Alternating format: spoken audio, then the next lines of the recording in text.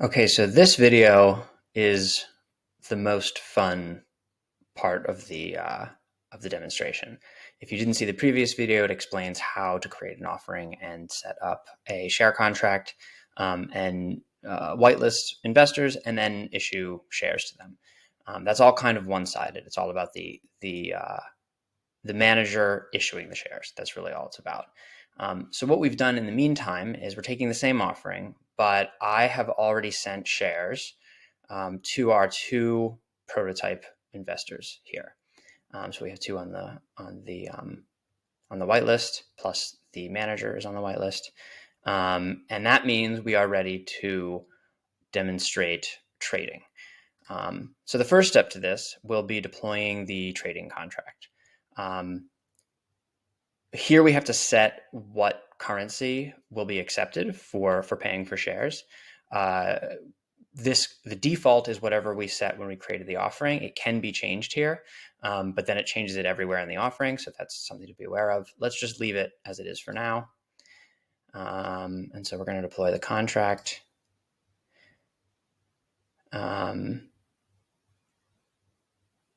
And so this is a two-step thing. The first thing we have to do is actually deploy it. And then the second thing we have to do is set the swap contract to be an operator of the share contract. That's what allows it to move the shares around. Part of what's neat about separating out the contracts like this is theoretically you could upgrade the trading logic. You could upgrade the trading contract without influencing the share contract. So the shareholders have their shares. You decide you need new trading logic. You can just set a new operator as the swap contract. Okay, so that's deployed. We have two important settings here, and we'll leave, I think, both of them on for the purposes of this demonstration. And the default is that they're on. But both listings and transactions require approval. So listings, that means somebody wants to sell shares, they propose a sale, manager has to approve it, and then somebody tries to buy those shares, manager also has to approve that purchase, right? It gives them complete control, both what people see and what transactions actually happen. Now, there are a lot of cases where they're not going to need that much control. And so one thing they could do is just approve the listings, right? And so they see what the price is, they make sure that the sale makes sense, they allow it to go up, and then somebody buys it and can purchase those shares right away.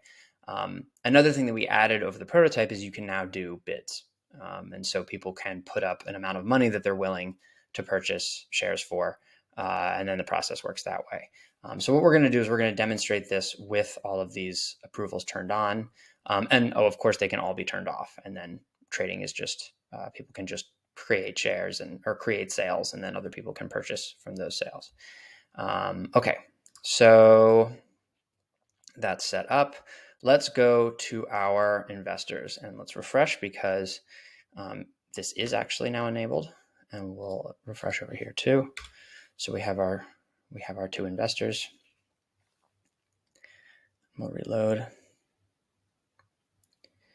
Okay, so now they both have this bid ask button, right? One has 100 shares, one has 50 shares. We're also exposing, this is our fake USDC. My demo investor is not that wealthy, but this is our fake USDC. So we're demonstrating, or we're showing the balance of the USDC that they have, because obviously that becomes relevant when you're purchasing things with USDC. So let's have, let's have this one set up an ask. So they want to sell shares. Let's have them sell 20 shares. The price is populated based on the last price. Let's say they want to sell for 1,002. Now there are these first. This one right here is the text that was published with the share contract. So it's basically, it serves as sort of both the thing that connects the share contract to real shares legally, but it's also kind of a terms and conditions. So they're agreeing to that, and then they're recognizing that they understand that this sale actually requires approval. They're not just putting it live. Okay, propose sale. Confirm.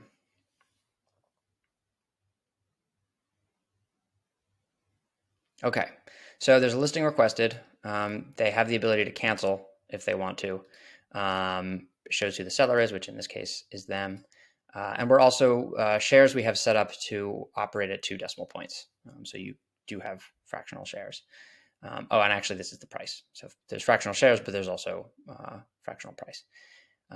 Okay, so that has been requested. Let's go back to the manager and handle that listing request.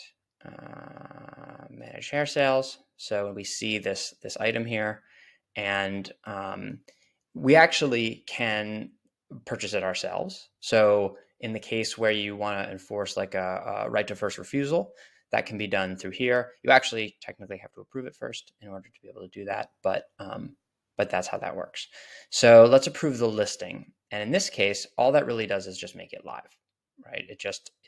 Because we still have the trade approval itself to control the trade. So in this case, we're just making it visible to the other investors. So if we go to our second investor, remember this was our first one who's selling shares. We go to our second investor. Let's refresh. And we can see this live sale. So they see 20 shares and they want to buy them. So let's say they buy 15 shares. They also have to accept risks and considerations. This is often something they'll agree to in the process of joining the offering, but we think it's important at the point of sale, which is when they're taking the risk. That's where they should be kind of confirming this. And of course, they can click this and like we haven't uploaded it, but they can read it here. They can also download it. Okay, request to purchase shares. So this I have set up on Coinbase wallet. So I just have to approve that share on my phone, approve that transaction. So that's submitting.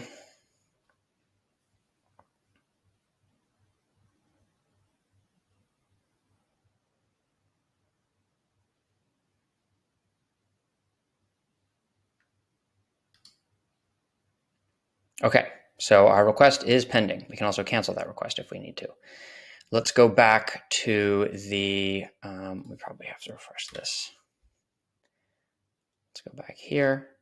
Okay, and now we have somebody who is, it says trade approval requested. This person, who was the investor we just were, is requesting to purchase 15 shares from this person who offered the shares at price, right? So it's that kind of the basic clear information that's required for the manager to make the approval. Let's say they want to approve it. So they click approve.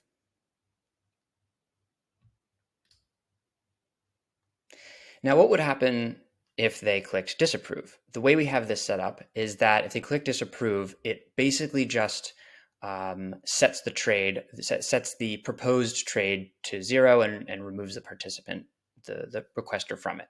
So what that means is that the offer becomes fresh again, and any other investor can submit a request to purchase. And so let's see, we've approved that. The request is pending, but no longer is it pending. We should just refresh. Now the trade is pending. Trade has been approved. Purchase. Let's go back to the phone.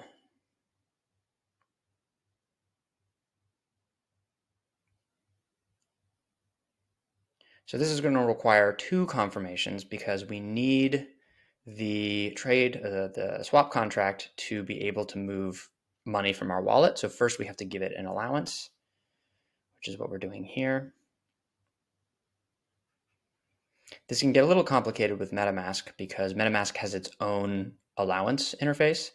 So there's some instructions that pop up if you're using MetaMask to make sure you set the right allowance.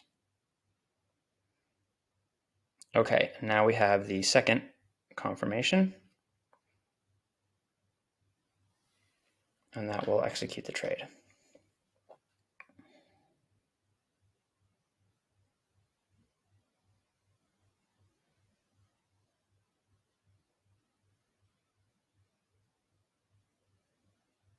Okay, and now we have 115 shares because we purchased 15 shares. And note that there's remaining 5 shares, so we could actually purchase more if we wanted to. So that's how you do that's how you do a trade, and that's how the offer has control of the trading.